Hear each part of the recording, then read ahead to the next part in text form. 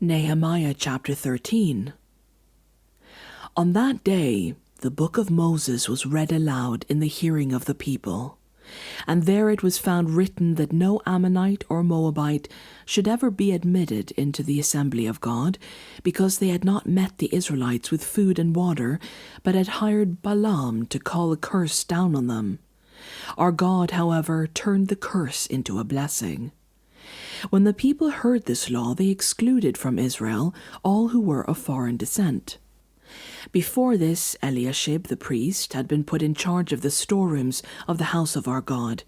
He was closely associated with Tobiah, and had provided him with a large room formerly used to store the grain offerings and incense and temple articles, and also the tithes of grain, new wine, and olive oil prescribed for the Levites, musicians, and gatekeepers, as well as the contributions for the priests. But while all this was going on, I was not in Jerusalem, for in the 32nd year of Artaxerxes, king of Babylon, I had returned to the king. Some time later I asked his permission and came back to Jerusalem. Here I learned about the evil thing Eliashib had done in providing Tobiah a room in the courts of the house of God. I was greatly displeased and threw all Tobiah's household goods out of the room. I gave orders to purify the rooms, and then I put back into them the equipment of the house of God, with the grain offerings and the incense. I also learned that the portions assigned to the Levites had not been given to them, and that all the Levites and musicians responsible for the service had gone back to their own fields. So I rebuked the officials and asked them, "Why is the house of God neglected?"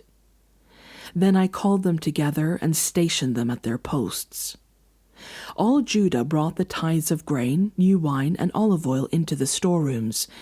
I put Shelemiah the priest, Zadok the scribe, and a Levite named Pedaiah in charge of the storerooms, and made Hanan, son of Zakkur, the son of Mattaniah, their assistant, because they were considered trustworthy. They were made responsible for distributing the supplies to their fellow Levites. Remember me for this, my God, and do not blot out what I have so faithfully done for the house of my God and its services. In those days I saw people in Judah treading wine presses on the Sabbath, and bringing in grain and loading it on donkeys, together with wine, grapes, figs, and all other kinds of loads, and they were bringing all this into Jerusalem on the Sabbath. Therefore I warned them against selling food on that day. People from Tyre who lived in Jerusalem were bringing in fish and all kinds of merchandise, and selling them in Jerusalem on the Sabbath to the people of Judah. I rebuked the nobles of Judah and said to them, "What is this wicked thing you are doing, desecrating the Sabbath day? Didn't your ancestors do the same things, so that our God brought all this calamity on us and on this city?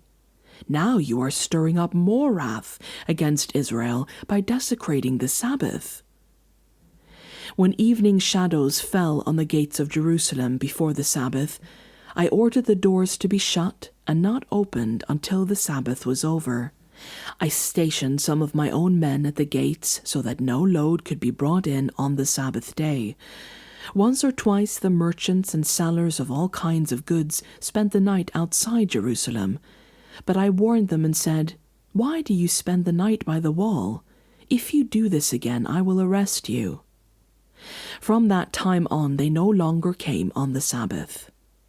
Then I commanded the Levites to purify themselves and go and guard the gates in order to keep the Sabbath day holy. Remember me for this also, my God, and show mercy to me according to your great love. Moreover, in those days I saw men of Judah who had married women from Ashdod, Ammon, and Moab. Half of their children spoke the language of Ashdod, or the language of one of the other peoples, and did not know how to speak the language of Judah. I rebuked them and called curses down on them. I beat some of the men and pulled out their hair. I made them take an oath in God's name and said, "You are not to give your daughters in marriage to their sons, nor are you to take their daughters in marriage for your sons or for yourselves." Was it not because of marriages like these that Solomon, king of Israel, sinned? Among the many nations there was no king like him. He was loved by his God, and God made him king over all Israel. But even he was led into sin by foreign women. Must we hear now that you too are doing all this terrible wickedness and are being unfaithful to our God by marrying foreign women? One of the sons of Joiada, son of Eliashib the high priest, was son-in-law to Sanballat the Horonite, and I drove him away from me. Remember them, my God, because they defiled the priestly office and the covenant of the priesthood and of the Levites. So I purified the priests and the Levites of everything foreign and assigned them duties, each to his own task. I also made provision for contributions of wood at designated times and for the firstfruits. Remember me with favor, my God.